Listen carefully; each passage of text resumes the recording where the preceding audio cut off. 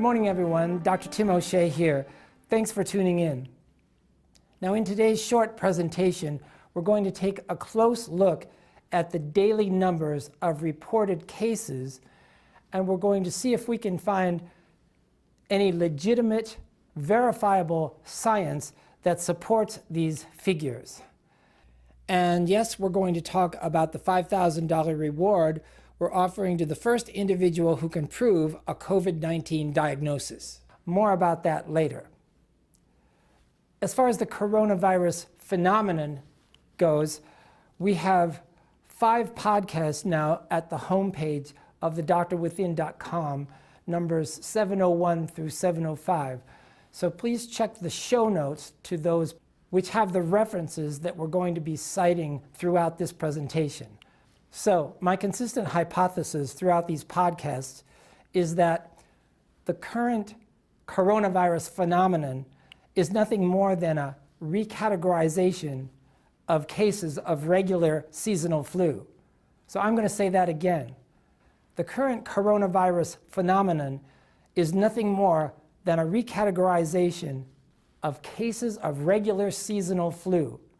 So let's look at the science that supports that hypothesis, a notion that is being reinforced more and more every day by new events, doctors, and scientists all over the world.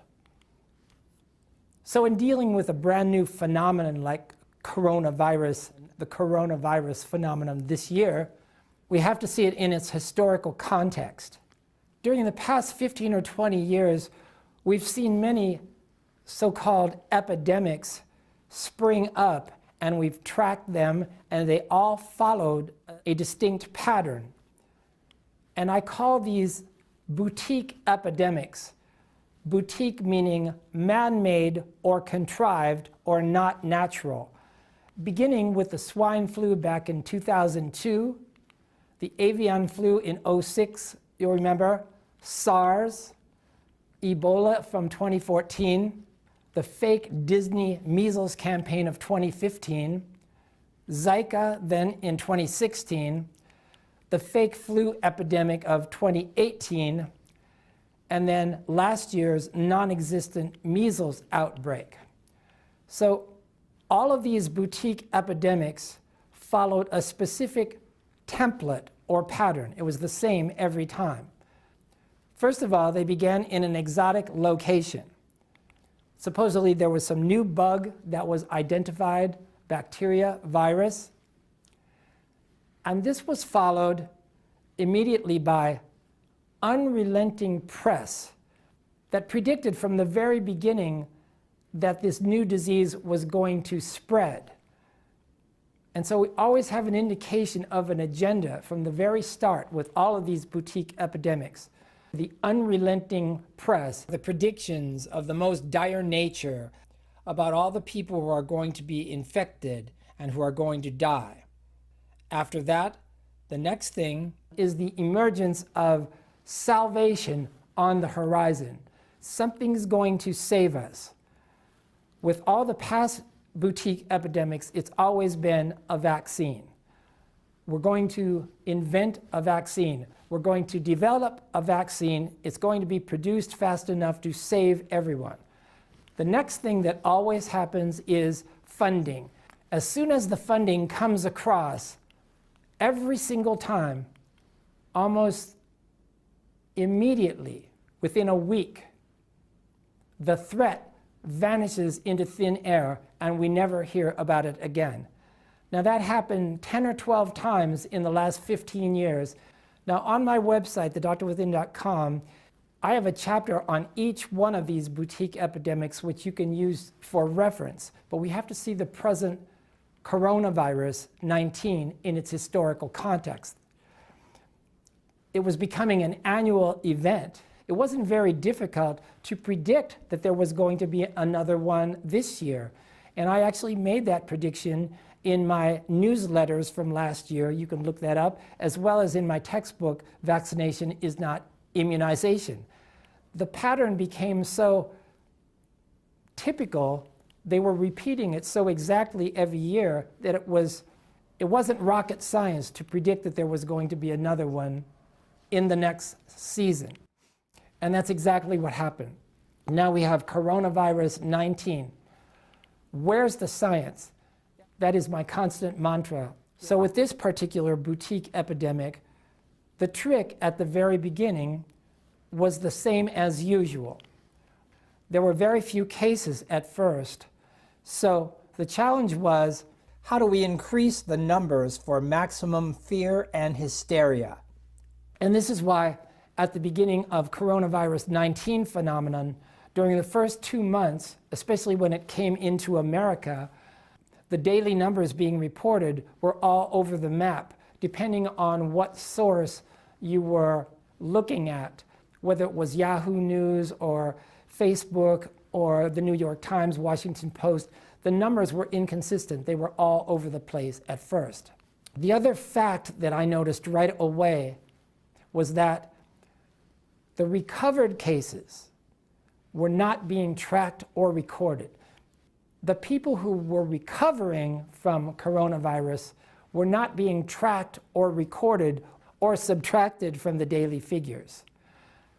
Now, my hypothesis is that all these cases of coronavirus that we're seeing are nothing more than recategorized cases of the seasonal flu. Well, remember, the presentation, the symptoms of coronavirus disease are exactly the same as the seasonal flu. And one of those symptoms is that more than 99% of cases, they recover in 10 days. They're fine after 10 days. So of course that was happening and it still is happening with all the coronavirus cases that are being counted in the United States today. The problem is they never subtract the recovered cases from the overall numbers, and it's a running total. It's a running total. We're going to be looking at those figures in a minute. So what's the agenda here? The agenda is always to make coronavirus look as dangerous as possible, as virulent as possible, always maximizing the threat to create as much fear and hysteria possible. So for the first 2 months, remember this, there were no testing facilities. There were no testing procedures. There were no testing facilities that people could go to verify, first of all, did they have a viral disease? Secondly, did everybody have the same disease? We have no idea.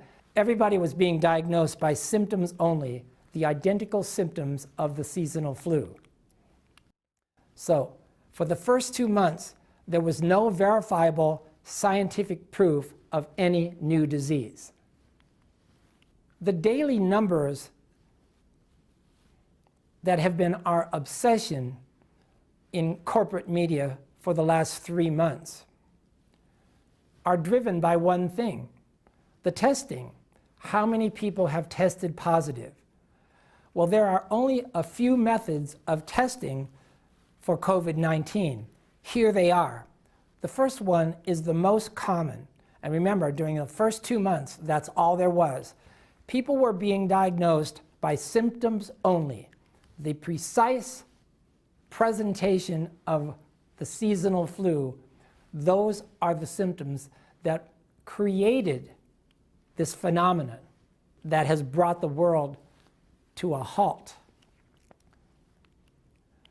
The second way of testing for COVID-19, antibody test, blood tests looking for antibodies. Now the problem with this is that the philosophy of observing antibodies in the blood has changed 180 degrees. 15 years ago, the presence of antibodies in the blood could mean that the person had just recovered from some health challenge and that their immune system had created antibodies, which was evidence of their recovery. Now, the presence of antibodies in the blood means that this patient is afflicted with a pathogen that is potentially fatal and is in need of some heroic treatment. So, this is the way the antibody testing for COVID-19 was conducted. They would take the blood sample. if they observed any kind of antibodies, whether they were viral or bacterial or whatever, they did not differentiate. That was a positive test for COVID-19. Any kind of unidentifiable viral or otherwise debris in the blood was also counted as a positive test. Okay, let's look at the third type of testing, the PCR, the polymerase chain reaction test. This is the test where you had to send a sputum sample into CDC, and then they would test it with the PCR test, and they would send you back the result, positive or negative. It's a completely unverifiable test, as we're going to see, and we're going to go into the specifics of why that is. Next came the test kits. Now, the test kits were only sent out about a month ago. They were sent out actually around the middle of March. The CDC sent the new test kits to hundreds of hospitals and clinics across the country, and these test kits were supposedly to screen out people for COVID-19. The problem is, when you look on the CDC website, it says right on the description, for experimental use only, not for diagnostic purposes. For experimental use only, not for diagnostic purposes. And then it says the CDC is making no claims for their validity. So after those test kits went out to all the hospitals about 3 weeks ago, that's when we saw this enormous spike. Because of course, right away, when the hospitals finally got a testing procedure that they didn't have to send in to Atlanta, they could report a lot more positive tests. I forgot to tell you one thing. Incidentally, before the test kits came out, CDC reported that they had only tested 2,021 cases in the entire country. 2,021 cases. Of those samples, only 17 of those are positive. So I document that fact in your podcast number 704. Okay, the next thing that happened was, after those first test kits went out to the hospitals, the most recent thing that only happened a week or so ago now is the on-site test kits. And these supposedly are claiming to be able to take a sample from a patient and to screen them for COVID-19 in 5 or 10 minutes. This is completely ludicrous. It is impossible. It is scientifically untenable. These will not work at all. No one even claims that these on-site tests can validly differentiate anything, let alone COVID-19. They're completely unapproved and untested.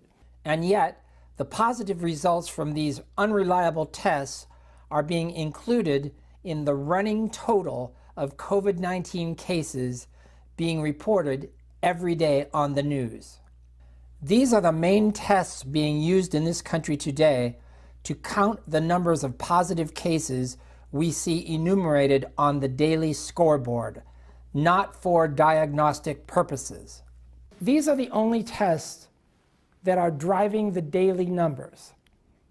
The fact remains, none of these tests is scientifically verifiable and reproducible as a valid differentiation for COVID-19 specifically. They are all flawed and they're just estimates. Okay, so let's talk about the PCR a little bit more specifically here, okay? The polymerase chain reaction test was invented by Dr. Kary Mullis from Berkeley in the early 80s. He won the Nobel Prize for inventing this test. This test is touted by the medical profession then and now as the gold standard for diagnosing microbial disease in patients. They claim that it can specifically differentiate any viral disease from any other viral disease by sequencing the RNA and DNA. This claim is constantly made even today, and it is completely insupportable and untrue. No one was more critical of the PCR test than its inventor, Dr. Mullis. It was disavowed from the very first. Here's what he said, quote, "Quantitative PCR is an oxymoron. PCR by its very nature is unsuited for estimating numbers.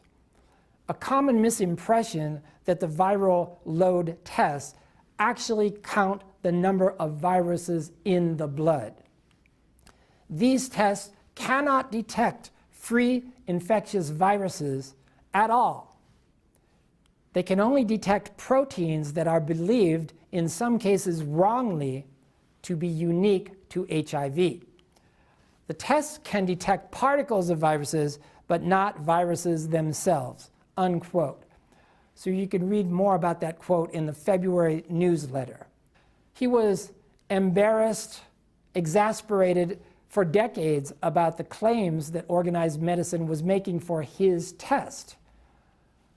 It simply does not do what they claim.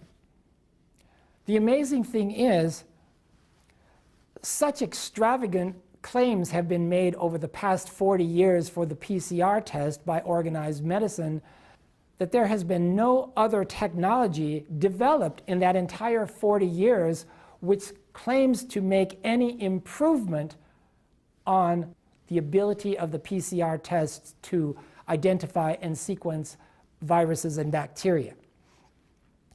Now, there's an interesting story that I feel kind of connected to Dr. Mullis, and I'll tell you this story. 2 years ago, Del Bigtree and I did a community vaccine lecture in Mendocino. And driving up there from the Bay Area, the way to get there is you go up the 101 north until you get to this Route 128 going west to the ocean, and you follow that all the way to Mendocino. Now, this is a 2-lane mountain road, one of the most beautiful drives in the United States, really, and it winds through the giant redwoods, and if you're there on a sunny afternoon, you can see the sunlight filtering through the trees, and it's a very peaceful. And so I was reading some of Dr. Mullis's early research where he was describing how the idea for the PCR occurred to him. And he tells the story of he was driving along that exact same Route 128 on the way to the ocean, and he's talking about this same elevated, very creative state of mind that he got into, a very peaceful feeling. And he was describing the sunlight filtering through the pine trees, through the giant redwoods. And it really struck me because I had experienced the exact same thing. So I was very upset to find out, recently I found this out, that Dr. Mullis died a couple years ago, because I would really want to interview him at this time. An interview with Carrie Mullis at this time would be extremely valuable. Let's ask this question. Where's the science? Is the polymerase chain reaction test, is it closer to science or closer to science fiction? The claims are what? That the PCR can identify the exact RNA sequence of any virus, of a disease virus, right? They can then compare that sequence that they read on an electron microscope, make a micrograph. They can then print that sequence out and then compare sequenced viral samples from patients, right, with that master sequence, looking for an exact matchup. And an exact matchup would determine whether it was a positive test. Did this patient sample have the exact same disease as the master sample? That's what they have been claiming all these years. A little research and we find out that it does nothing of the sort. The PCR test does nothing of the sort. And yet, this is the pitch used today by whom? Everybody. Doctors, hospitals, medical journals, everyday media, TV news, the bureaucrats. Everybody is making these same false claims about this magic golden box, the polymerase chain reaction test. This is the epitome of junk science. Please don't believe me. Look at my references that are in the show notes to these podcasts, 701 to 705. So here's how the PCR test works. A DNA helix is cleaved, so it's separated, right? You take a section of one of those strands, and then you begin to double it, because it's very, very small. The PCR test can double it. That's what it does. And then you double the double, and on exponentially like that. And finally, something very, very tiny becomes visible, supposedly measurable. Now, of course, the coronavirus is RNA, so that has to be, like all viruses, right? So that has to be converted to DNA by reverse transcriptase, and that's what RT-PCR stands for. Every time they double a section of RNA, that doubling is called a cycle, okay? So they keep doing it and doing it, doubling and doubling it, cycling and cycling. The test counts how many cycles until RNA is detected, and then they keep on doubling it until the RNA disappears. And this range of numbers, that's all that the PCR test really does. It gives you a range of numbers. That's all the PCR test does. Now, you could spend a lot of time researching the science of the PCR, but I found a review of the literature that's going to save you a lot of time. This is by David Crow, called Does Coronavirus Exist? You can see the URL here. You can also find it on the show notes. Here's a quote from that study. The coronavirus test is based on PCR, a manufacturing technique. When used as a test, it does not produce a positive or negative result, but simply the number of cycles required to detect genetic material. No new virus was ever purified. Now, purified is a specific word. It means that the virus is separated from everything else so that it can be sequenced. So no new virus was ever purified by the Wuhan scientist. That's his notes number 2 and 3. And the same is true in America. No novel virus for COVID-19 has ever been purified by any scientist in the United States either. It's all theoretical. All they found were RNA fragments presumed to be novel, and they are unsequenced. Quote, there is no connection between the test and the particles, and no proof that the particles are viral. So this is what CDC is using to test all these samples of people that are being screened for COVID-19. They don't even know if these particles they are seeing are viral or not. So the PCR tests are meaningless. Quote, the only way is to have a gold standard for the presence of the virus, which can only be purification and characterization. This has never been accomplished for COVID-19. I also found this peer-reviewed article that is referenced in the show notes. This is from Eurosurveillance. Doctors in Marseille, France, they tested 4,000 people, 4,000 samples for the novel coronavirus, right? Using their PCR protocol, and they found not a single positive in 4,000 tests. So it's statistically improbable that this lab was just lucky to not get any coronavirus cases. It's more likely that they used more stringent criteria to interpret their PCR results. The tests for infections are usually reported as either positive or negative, right? In reality, even individual tests are not binary, not either positive or negative, but instead they're a range of numbers that are arbitrarily divided into positive and negative. Other factors, including the bias of the doctor or the laboratory, enter into the interpretation. So each result from a PCR test is a matter of somebody's opinion. It's arbitrary. So that's all that the PCR test does. The PCR test is merely a best guess of the quantity of RNA in a sample. That's it. It doesn't sequence, isolate, or purify any viruses. Crow also found out this fact. that hospital patients often get the PCR test every day. And he found that it's common for them to switch back and forth from day to day between positive and negative, and maybe positive again the following day, always switching back and forth. But this is impossible. If you are infected, how can you be uninfected the next day? So you see, the PCR test is meaningless as far as detecting any specific disease virus in a patient. So are you beginning to understand a little bit Dr. Mullis's exasperation all those years? The PCR test does not isolate and identify viruses. It does not provide RNA sequences of pathogens.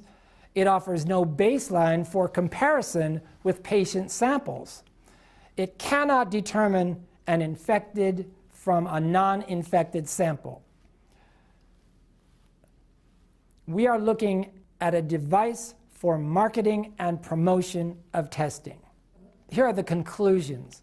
Quote, "The coronavirus panic is just that, an irrational panic based on an unproven RNA test that has never been connected to a virus, and which won't be connected to a virus unless the virus is purified. There is very little science here." So this is the best kept secret. You will never hear any of this in media. This is just an introduction to the problems with the PCR test. It's much worse than I'm describing here. So the other tests that we listed here are even less reliable than the PCR test.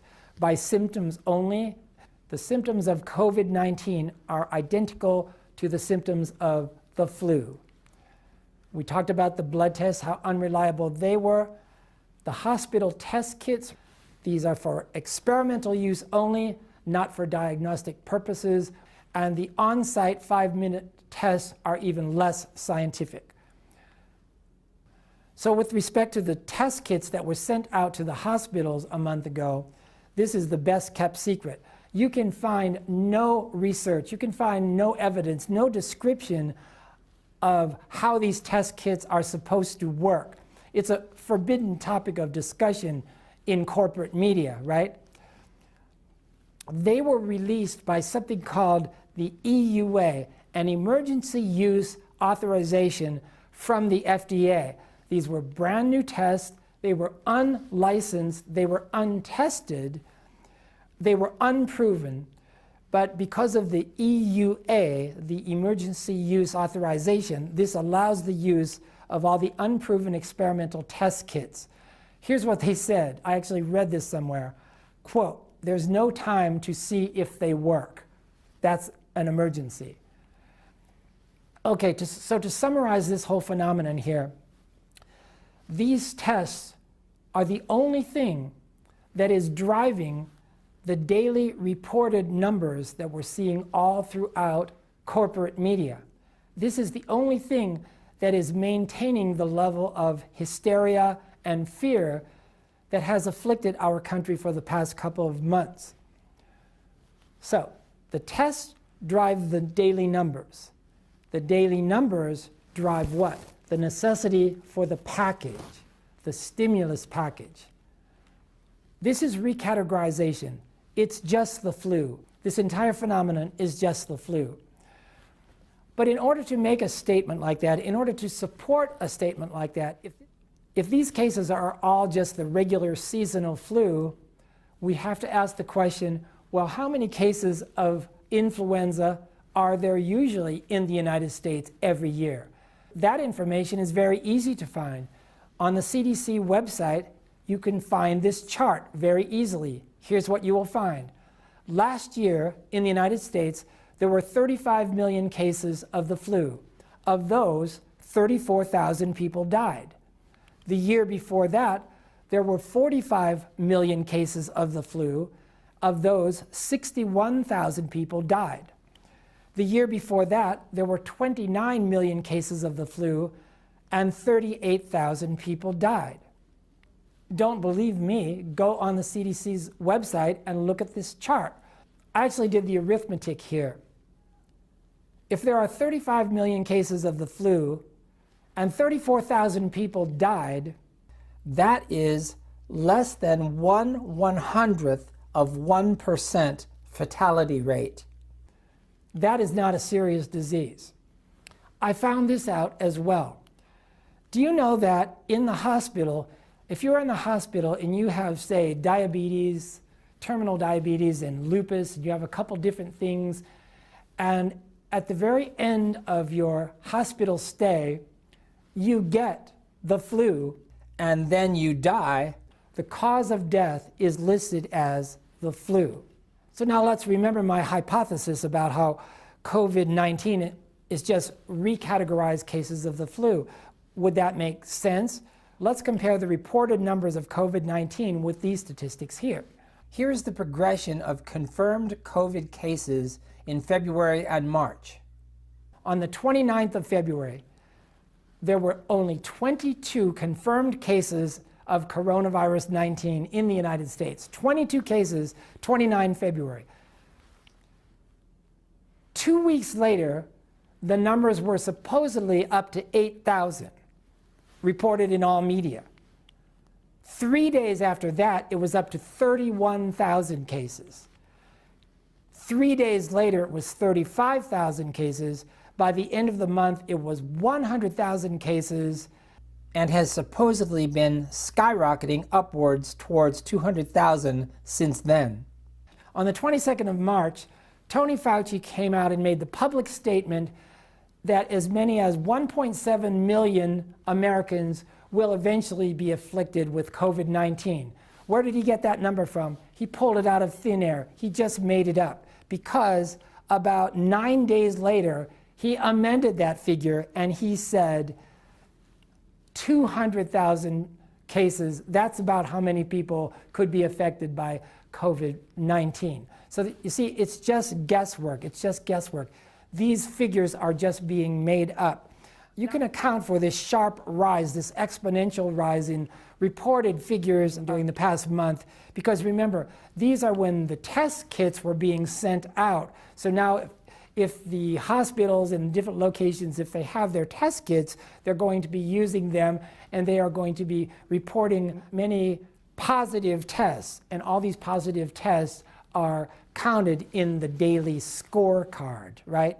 But the impossible thing about this type of exponential rise is that, remember, this is not a serious disease.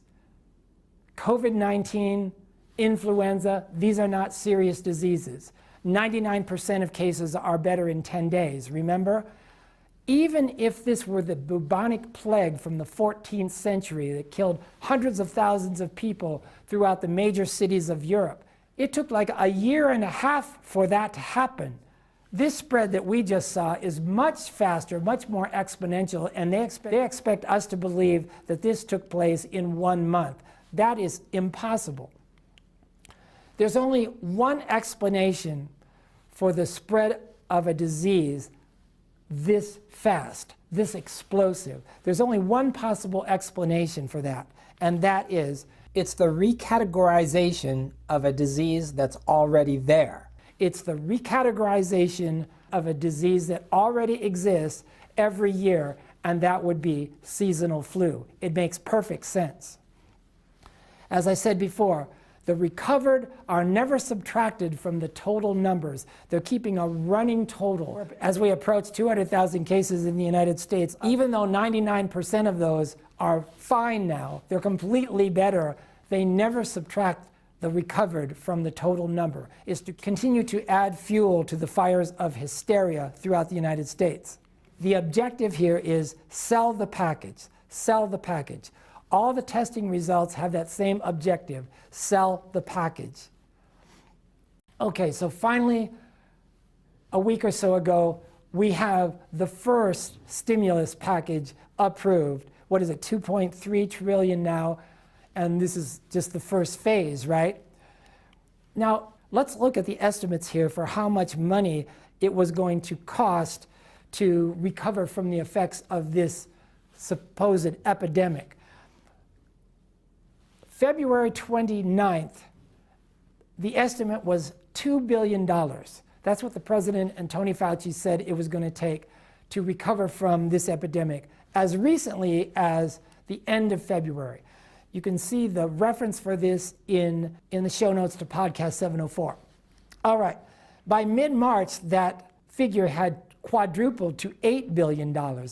And then by the end of March, that figure had gone up 1,000 times from the beginning to over $2 trillion.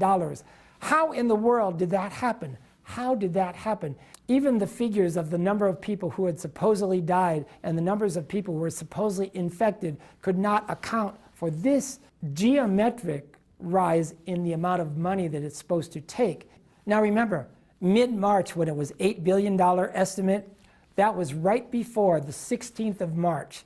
The 16th of March, that was the day that they started imprisoning us in our own homes. You know, that was, the lockdown started on the 16th of March. So now, and everybody obeyed, right? So now the agenda is to inflate the numbers, create hysteria, make this the worst threat to humanity since the bubonic plague, right? And so the numbers are going up, and it's completely unreasonable, as we will see. So I got this idea from Dr. Shiva. I completely recommend that everybody look at the YouTube videos of Dr. Shiva. Here's what he says. This was an opportunity unprecedented in the history of mankind, right, for money to be transferred from the people who work to the people who do not work in this country. That's Dr. Shiva. Please watch that. It's hard to disprove that notion. Now, after the $2 trillion was approved, and you're wondering, why do we need all this money? This information began to appear in corporate media. All the different riders who were hopping aboard the money train, all the different factions that were claiming pieces of this enormous pie. What I say in one of my podcasts is, you had me at Performing Arts Center. So here's just a partial list of the special interest groups who came out of nowhere as soon as the stimulus package was passed. Millions were dispersed out of this stimulus package to fast-track the FDA approval of sunscreens. $150 million was allotted for performing arts centers and museums. What does that have to do with coronavirus? CEOs were limited to doubling their 2019 compensations. $58 billion went to the airlines, $17 billion of which to Boeing. What does that have to do with an epidemic? Tax credits for wind and solar power. Millions went to the labor unions. The voting by mail program got millions. $11 billion went for African banks. $10.5 billion went to the Defense Department. I mean, didn't we just double their budget like 3 years ago? I mean, we have the largest military in the entire world. Did they really need another $10 billion out of this epidemic fund? And of course, the post office, they were in there for their cut. So at this point, if you're paying any attention at all, take a break from the continuous flow of lies and propaganda on all the news sources, and instead, look at the sources, look at the references that I'm listing here on the podcast show notes. It is so obvious, anybody can see this. Science is no longer a consideration. Science is not driving the bus. What is driving the bus now is politics. Whatever happens from here on out has nothing to do with people getting sick, with people getting vaccines, with people recovering. This only has to do with political groups who are out for their own ends, who are trying to recover as much of the stimulus package as possible. The cure is much worse than the disease itself ever was. We are now destroying entire economies and social orders. We are imprisoning populations in their own homes all over the world, and all with the claim to be protecting people from a disease that has never been definitively proven to exist. Here's what Kennedy said a long time ago. The great enemy of the truth is very often not the lie, deliberate, contrived, and dishonest, but the myth, persistent, persuasive, and unrealistic. Yes, it's true. We are offering a $5,000 reward to the first individual who can prove a diagnosis of COVID-19. This doesn't mean that you show a piece of paper with a positive diagnosis from your local hospital who wrote down your symptoms and took your temperature. That's not it. There are specific criteria you must provide. Here they are. You must have authentic, original documents proving that your sample contained a purified virus that was an identical matchup for the authenticated, purified COVID-19 virus that originated in Wuhan. The equivalence of the sequencing of your sample with the Wuhan version must be transparent and incontrovertible to anyone. Actually, this is the minimum that must be done to make a definitive diagnosis of anyone for COVID-19. There is no evidence, number one, that there is any novel disease in the world at this time called COVID-19, and there is definitely no verifiable scientific proof that all these people who are being counted as positive and as carriers and as infected people, that all these people have the exact same illness. There is no evidence for that whatsoever. Let's talk about socially, spiritually, geopolitically, what's really happened to the world here, and what's the worst consequence of everything that's happened to us. It's not that we've been tricked by yet another boutique epidemic, or all the time and energy that has been wasted on this phenomenon, or the millions lost in stock market decline, or the millions lost in productivity and salaries, all the people who lost their jobs, all the businesses that have closed, or all the unnecessary stress, or all the trauma to families and isolating the population from each other. All these are horrific consequences, but they're not the worst consequence of all. No, the worst consequence of all, in my opinion, and the very nadir of the American experience so far, is this: that they told everybody what to do on TV to stay home indefinitely, and we all did it with no opposition. I say in my podcast 704, think of Mussolini, Hitler, Alexander the Great, Genghis Khan, any of the tyrants in world history. They would have given their right arm for a weapon like this: the conquest and subjugation of a population without firing a shot, without an invading army, without any personal risk whatsoever. That new weapon is called technocracy, conquest by smartphone. A further horror is that now that this program of domination went off so easily without a hitch, with virtually no opposition, the bureaucrats know that they can do it again anytime they want. In fact, just a few days ago, Tony Fauci actually made the diabolically ridiculous prediction that we could expect a similar coronavirus epidemic every year from now on. Did you see that? Politics eclipses science. Now, we don't have to follow along with all this systematic insanity, a world gone mad. No, we have an option, a way out.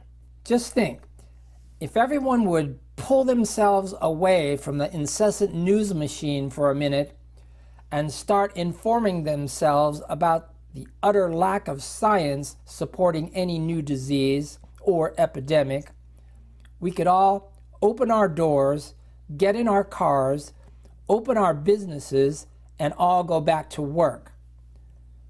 and there would be nothing the 1% could do about it. They just don't have enough Gestapo for that. You've heard the term nanny state. We know that some people want to have their life doled out to them, right? They want to be spoon-fed their education. They want to be told who their enemies are. They want to trade freedom for the illusion of security. So they're fine with the nanny state. The nanny state administers its permission to live and permission to die. And a lot of people, they're fine with this. Whatever happened to the concept of consent of the governed? What happened to that principle? So many people in this country today believe that bureaucrats know more about how to live your life, define your health, raise your kids than you do. They believe that government exists to protect us from each other. We don't need anyone to protect us from ourselves. We can do that just fine without any help. Here's a quote from Hermann Goering from Nuremberg, right? Here's what he said, quote, "It is the leaders of the country who determine the policy, and it is always a simple matter to drag the people along, whether it's a democracy or a fascist dictatorship or a parliament or a communist dictatorship, voice or no voice, the people can always be brought to the bidding of the leaders. That is easy.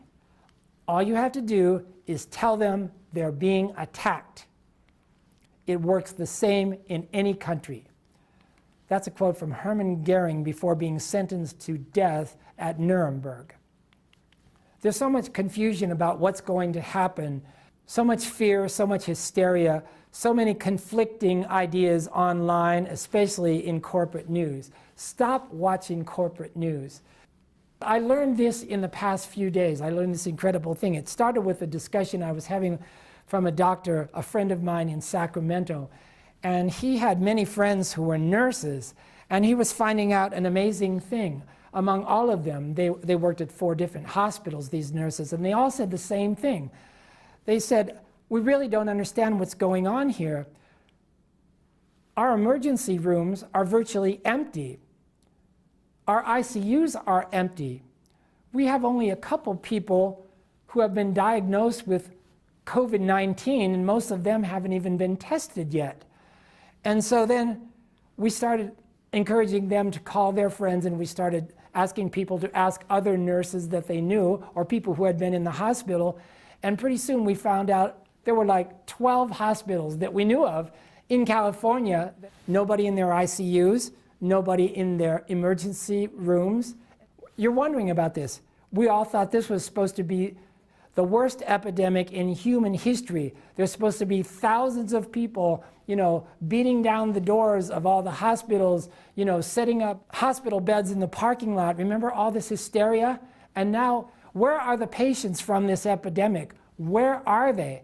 So then I went on YouTube and I was asking the same question, where are the sick people?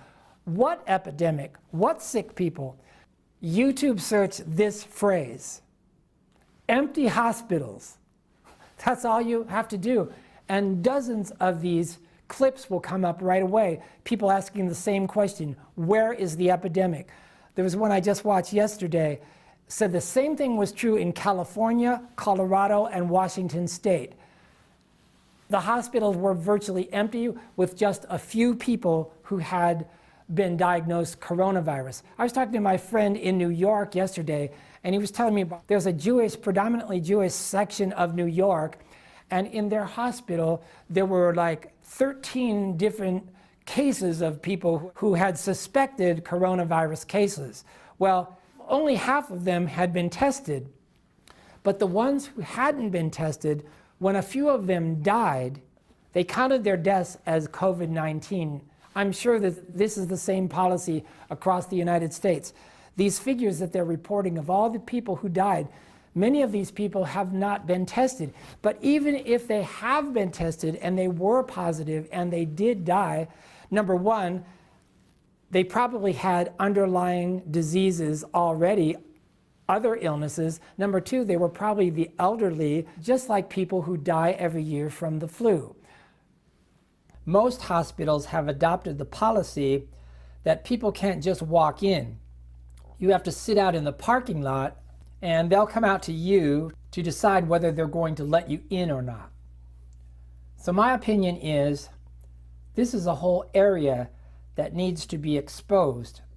It needs a lot more verified research and reporting. It's being kept out of the news.